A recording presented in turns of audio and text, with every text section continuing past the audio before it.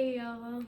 So I am back again with the full moon Reiki messages, and I'm coming to y'all from the comfort of my couch because I wanted more of an intimate feel today. So yeah, but I'm not gonna go into a whole spiel. If y'all been watching the videos, you already know what the deal is. You already know if it resonates, it resonates. If it doesn't. Leave it where it's at. So getting into it, the only chakra that was closed off was the throat chakra. All the other chakras were considered open.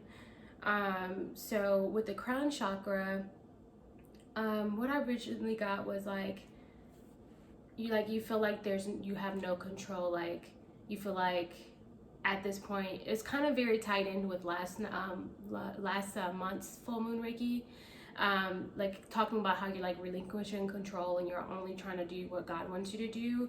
But this kind of like, I got that stupid old Pinocchio song. Like that's like the most stupidest. I hate that movie. I never liked Pinocchio, but I got that song. I've got no strings to hold me down. But in that same breath, I heard like you have invisible strings. Like, yes, you don't want to feel held down by anything, but you rather be a puppet to God than a puppet to society. And that's kind of how I got, that's kind of where I was going with that, was just you have invisible strings. You don't want to conform to society standards right now. You don't want to do what society expects you to do. You only want to do like, hey, you know, I want to live freely with God. I want to journey with God. I don't want to have to work nonstop until I'm dead. I don't want to have to do all this stuff until, you know, and then feel unfulfilled at the age of 70 because all I did was work to retire. And yeah, it was just one of those things where it's just like, no, I just want to live freely and I want to do what God tells me to do at the moment God tells me to do it. I don't want anything to hold me back or hold me up. And I'd rather be a puppet because, of course, you know, we're all a puppet to somebody. You're a puppet to somebody. And for me, preferably, I would rather be a puppet to God than any man, because man is going to steer you wrong every single time, but God will not steer you wrong. And so, yeah, I'd rather have relinquished my control to God than put where I need to be in control of man, because God's the creator. So I don't need to rely on man at all. Third eye chakra was so I got this distinct image of a wide open path, and then in the midst of that wide open path, it just kept on getting narrower and narrower until it kind of barely like closed in like this. And you're looking at this path like, whoa, like I just had all this open space, and now what's going on? Now the path is getting more and more narrow. How do I get past this? How do I get through this? And it's like you start to feel really constrained in this pathway now, because there's an action that you need to take to blow open this path again. And when you think about feeling constrained, anytime you feel trapped or constrained in something, automatically you want to start, in a way, becoming destructive. You want to like push, pull, do anything you can to get out this constraint. And that's what it feels like. Like this action that you need to take is something it's gonna feel like I gotta literally blow things up in order for my pathway to be completely clear again, where I don't feel like I'm being constrained and on this narrow pathway. And that's what God wants you to do. God wants you to reflect on the next action you need to take, so this path can open up again. Yeah, what else was on here? Y'all, when I go through my Reiki messages, I literally, when I'm doing all this, I just have basically a whole spiel, and I literally just have a whole paper of stuff. So when I'm looking down, it's all I'm doing is like reading back to my thoughts, because I just pin it down. But yeah, it's just, everything's gonna come full circle in this moment. Whatever action you take is just literally gonna be full circle. And so it literally just looked like an image of like this path just going like this, and then it just goes back out like that. Like the path widens once again as soon as you take this action. Whatever that action may be, I don't know. That's not for me. That's for you to figure out. But there's an action that needs to be taken. And so pray about that and see what exactly it is that you need to do. Throat chakra. The throat chakra was kind of emotional, y'all. I got this image of a man like jumping up and down in the middle of the sea in water and feeling like they're drowning. And then in the midst of me seeing like a rush of waves and this man like trying to get up and get and like he's screaming in the middle of the water, like trying to get out, trying to ask for help. And in the midst of me seeing that image, it draws back from like the circle of somebody's eyes. And then I got this, you know, the words, the eyes are very telling. The eyes are very telling. Like, of course, you know, the eyes are the window of the soul. You can look at somebody, you can tell when they're feeling sad. If you really are tapped into somebody's energy and you've been around them long enough, you can tell when somebody is feeling some kind of way. And I really felt like this was a masculine energy that feels like they just have not released their emotions, like they've been trying to hold their emotions in. And then in the midst of it, zooming out from that person's eye and seeing a masculine's face, I saw somebody embracing this masculine with a hug. And that can very well be a feminine energy. And that's what I felt like. It was a feminine energy embracing this masculine. And from that embrace, the masculine turned into a child. And it was so emotional, y'all. It was so emotional. It was like,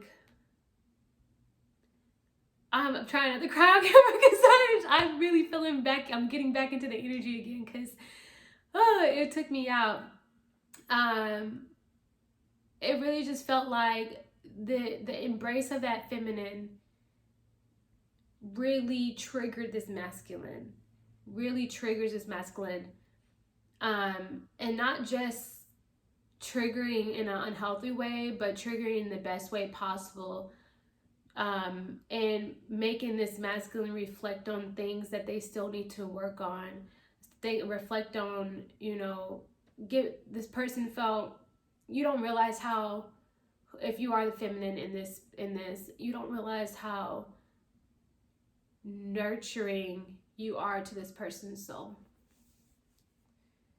You don't, like, your touch alone nurtures this person's soul. And it's something about how you touch, how your softness with them, that really triggers them, because they know that there's some inner child work that still needs to be done too. And having to release that is hard for them.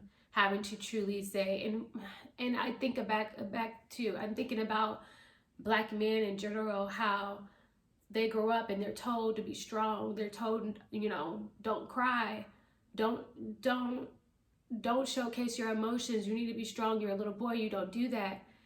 And, you know, with the opposite of the black woman, how, you know, of course, women in general, we're taught to be very nurturing, feminine, you know, cry, use our emotions, and it's just complete opposite for men.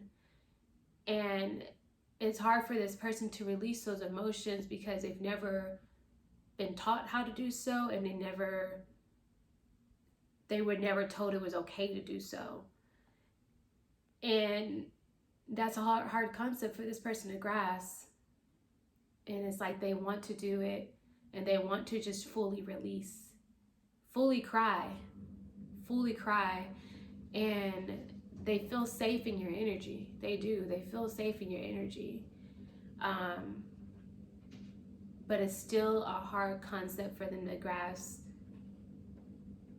feeling safe, feeling safe is a hard concept for them to grasp because they never felt safe. They never felt protected. They never felt like anybody truly cared for their well-being. Oh gosh, y'all, when I tell you this energy was so sad, and I'm gonna have to hop out of it because I'm about to start tearing up. Oh gosh, but yes, they've never felt the love that you give to them. And yeah,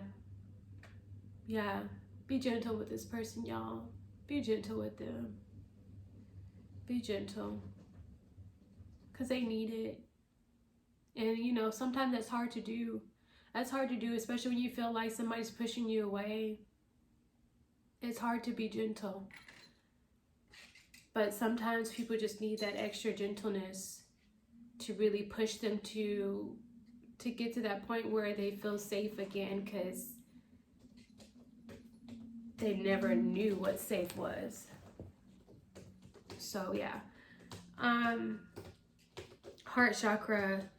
I got this on Cupid by 112.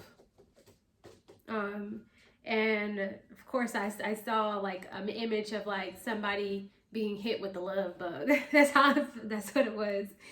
Somebody getting hit with a heart and a love bug. And this person feels really drawn to you, but they're also very irritated.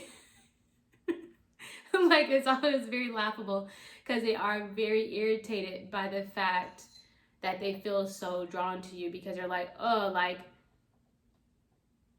it's pushing them into a place that they're not comfortable. Like, it's out of their comfort zone, because they know with you it's not just all like, oh, I have to actually work on things. I have to, I'm sorry, y'all, keep looking at my cat because he doing some real like weird stuff right now. I'm trying to make sure he don't mess with my setup.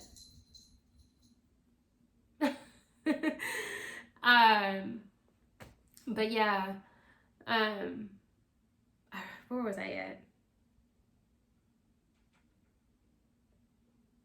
Okay, just saying, like, they know that there's going to be work that they need to do, and that they would really just truly have to step out of their comfort zone and stop doing things that they used to do in order to really move forward with you. And that's irritating for them. That's irritating.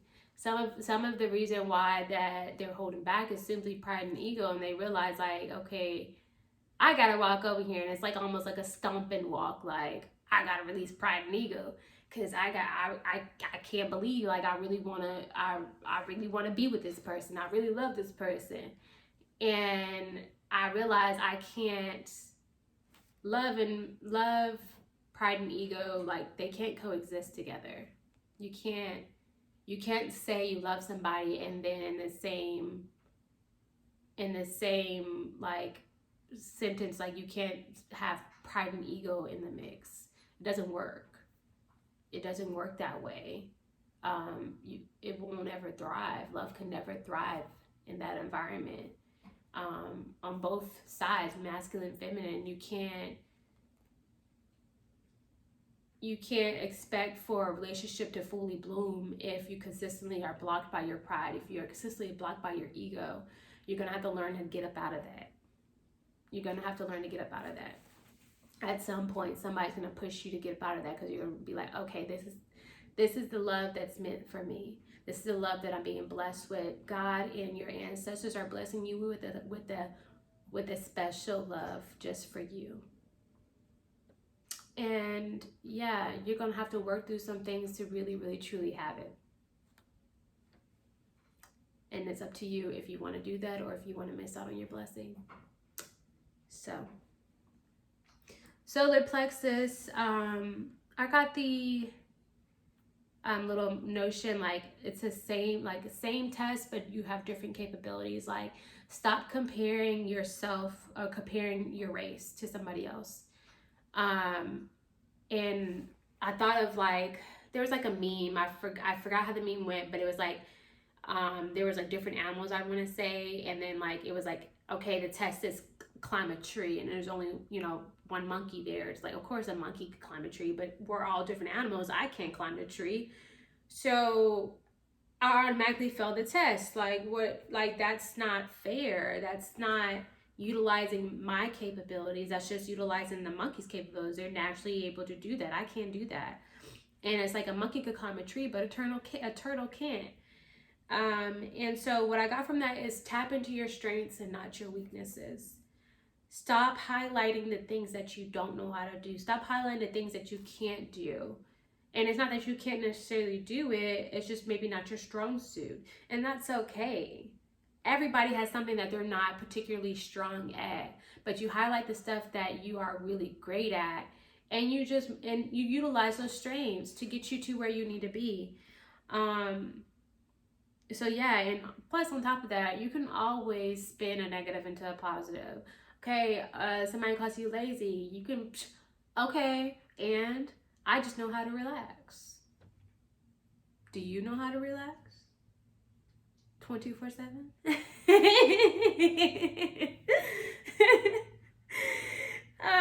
But yeah, it's just really, don't let your weaknesses hinder you from truly growing and thriving. And I got this strong feeling that some of this message is not necessarily geared towards a adult, but maybe a child in your life, your son, daughter, whoever it may be. And some of it is geared towards people who are neurodivergent too as well. Autism, ADHD, ADD, whatever you relate to. Some of it is geared, I got that message to like neurodivergent people. But I got a strong message that some of this is probably speaking to a child in somebody's life.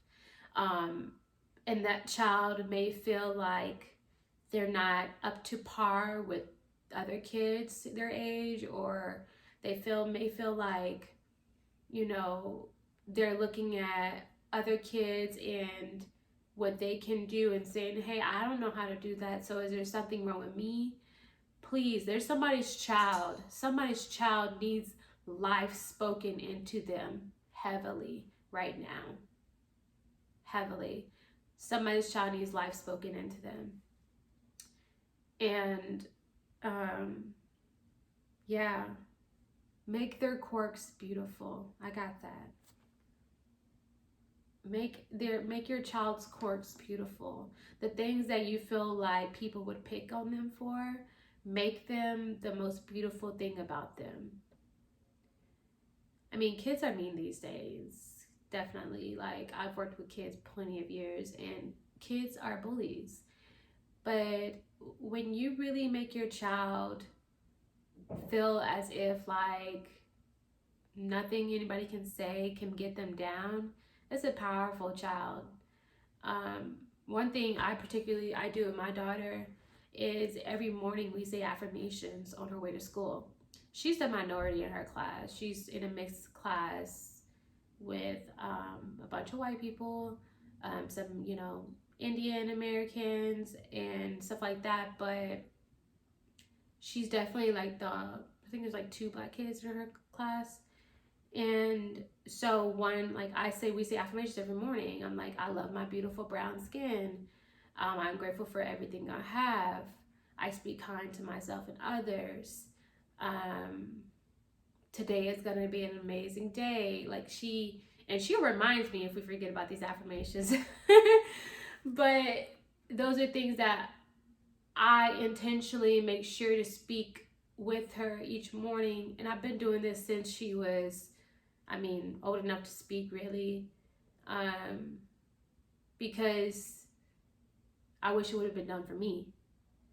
Like, as me growing up, I was a very shy kid, and I got bullied because I didn't necessarily know how to speak up for myself. I didn't necessarily know how to I wasn't comfortable in myself.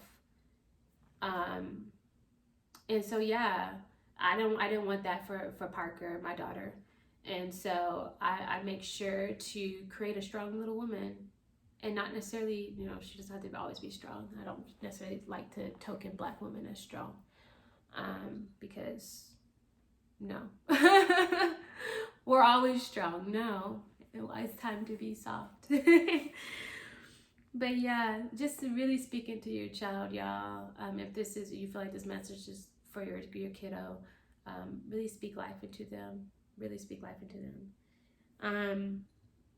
The sacral plexus. I got the motto, like, the world is my canvas, and I felt like right now you are like fully integrating life right now. You're like in full integration. Like, life is art, life is creation. It's meant to be beautiful and fulfilling. It's like you want to wake up every day with, like, you know, okay, so you know when you go to a museum and you look at a painting and you're so captivated by that painting just gives you so much life, because you're like, oh, I've never seen anything so beautiful before. It's so, and you just get caught up in that painting, just that one painting. But that's like how you want to wake up every day. You want to wake up and be like, you know, today, every day is my canvas. This world is my canvas. I create my day. I can wake up and say, you know, what is today going to be like? And I can make today beautiful. I can. Hey y'all, sorry, my camera cut off, so I'm just gonna pick up where I left off with the sacral plexus. Just talking about how you can make your day beautiful. You can make it whatever you want it to be. And I got this song by Louis Armstrong, "What a Wonderful World."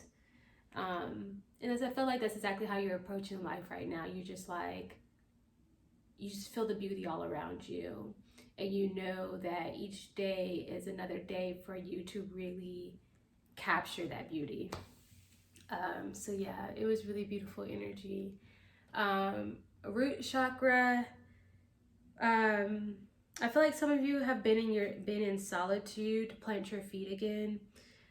It was really giving like that hermit energy, like from the tarot, where you know, you're walking with this light and you have this little cloak and everything like that.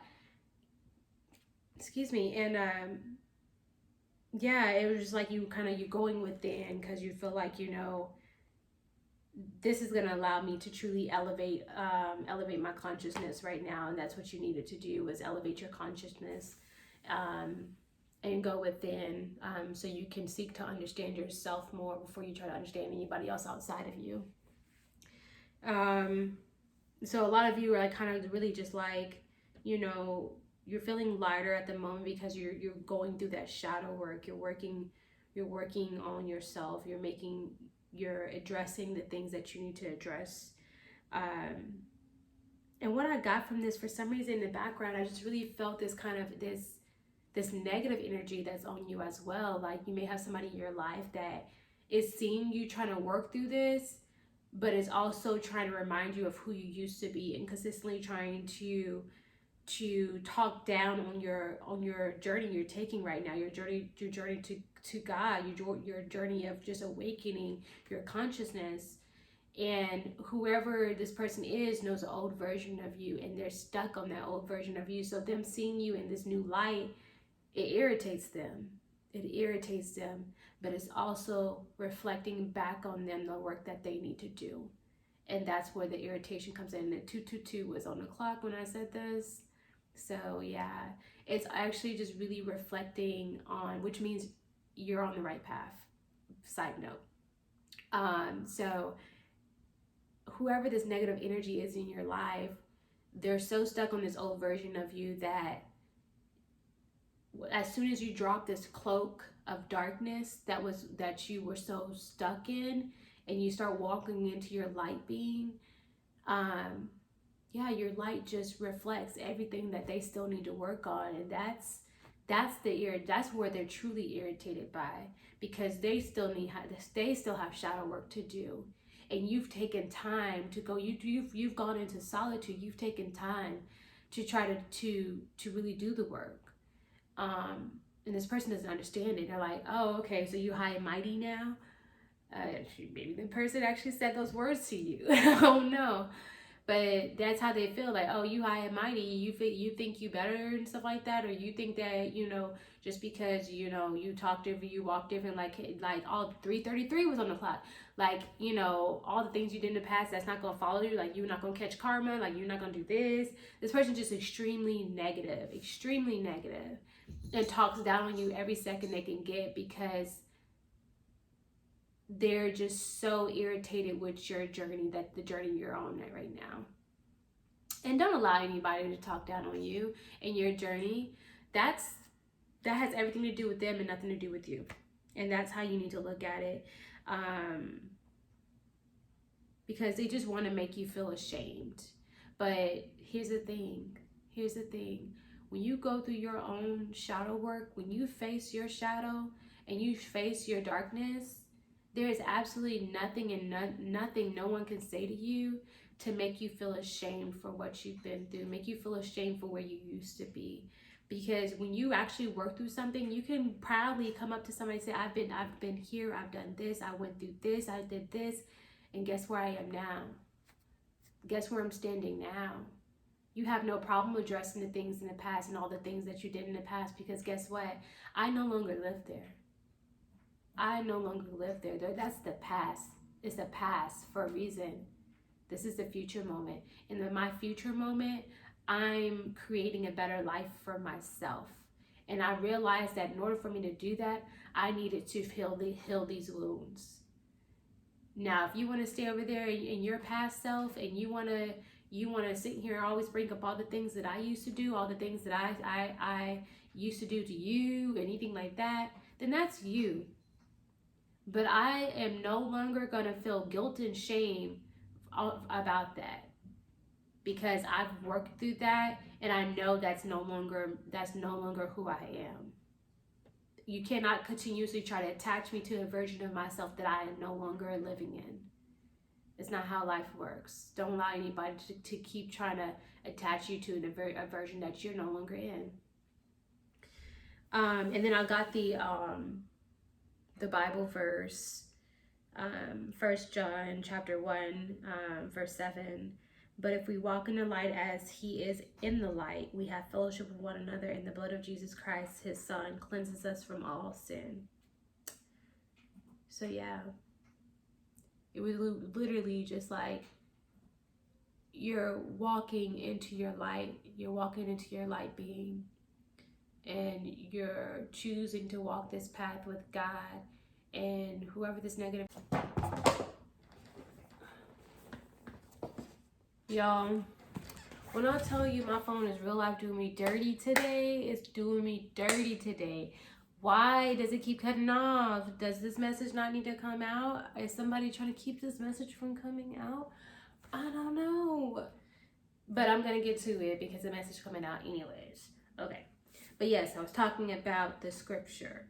But yes, whatever that negative energy is, boom, tell them, eliminate it, let them know you can go somewhere else with that. I don't need that energy in my life. I'm trying to move forward. You stuck in the past. Stay there. Stay there. If that's what you want to keep talking about, you stay there then. I'm about to move forward without you. So, it is what it is. But yeah, that is just simply a reflection. The light that you're showing right now is simply a reflection of all the work that they need to do. So yeah, y'all, I went on and did a little one-day trip to Denver this weekend, and I got these cute little oracle cards. So I'm so excited to use. I was thinking about the oracle. Stop. That's not where you scratch.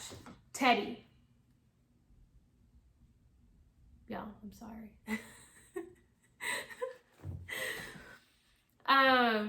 But yeah, so I came upon these cute little oracle cards while I was out in Denver this weekend, and they were so perfect for this session, and so I'm so excited to use them. Manifestation cards, boom.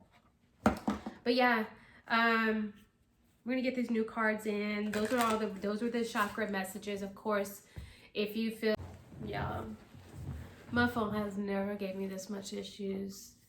Like, it's ridiculous. So let me hurry up and get this message out before I get really irritated. Good thing I'm persistent, because, yeah. But yeah, so I got this quick oracle card message for y'all. Let's see what pops out for the collective for the upcoming full moon. What does the collective need to hear? Oh, wow, that's a lot of cards. So I'm not taking all of those. Just one card. Oh, whoa, that flew out. Believe in magic. I feel magic all around me. And the number on the card is 44. Okay, let's read what it says.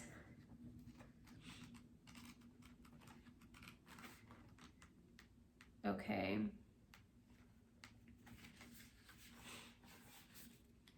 This card is a reminder that when you believe in magic, you find it everywhere. It's time to take a leap and see the magic all around you. When we trust that magic is working behind the scenes for us at all times, life begins to move quickly. Our ability to manifest our vision strengthens, and we feel inspired to create shifts in our energy. Life lights up like the night sky, and we find our flow, we find our magic. Making sure the camera didn't cut off, y'all. Believing in magic can sound whimsical or even impossible, but when you look at a child, you see a being immersed in magic. We are born believing in it. As we grow older, we surround ourselves with logic and practicality. We forget magic. Once we stop believing, it stops appearing. This card asks that you suspend doubt for even a day and look for the magic around you. It may appear as a coincidence or a sign. It may be an animal crossing your path or a message coming from a friend at the exact time you need it. Magic can help you create your dreams in the blink of an eye. It can make the impossible possible and seemingly challenging circumstances easier. In working with this card, take a leap and believe in magic. Assume it exists, is everywhere, and appears when you need it. Also know that when you expect magic to appear, it will. Over the next few days, create a list of the ways magic is appearing in your world.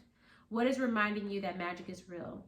What has come into your world recently with no logical explanation? Furthermore, how can you harness the magic around you to manifest your visions? Use this time to awaken the part of you that believes in magic.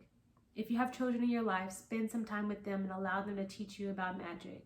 Suspend logic for a moment and let your imagination take over.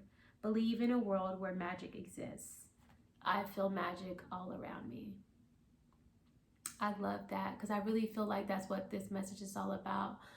I feel like everyone's kind of on the brink of blowing up, like, life right now. Like, I'm trying to get away from life as I know it and creating a new way of being. And I feel like that's the path that everyone's, the collective is on right now. It's just pushing towards a new way of being. Like, I don't need to live outside this little society's standards. I can create life however I want to create life, and it still can be beautiful.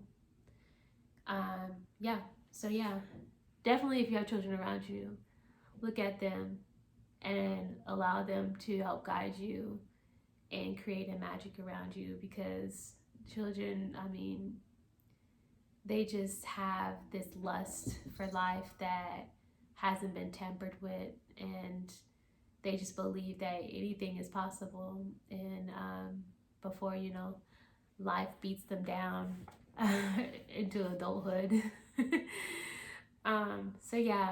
I hope everyone has a beautiful week ahead. If these messages helped you, please like, subscribe, share. If you made it this far, thank you so much for listening. And yes, I'm so glad to have shared space with you. Leave a comment if there's any messages that pertain directly to you. But all right, if nobody else has told you today, I love you. And so I'm sending love to you as you navigate through.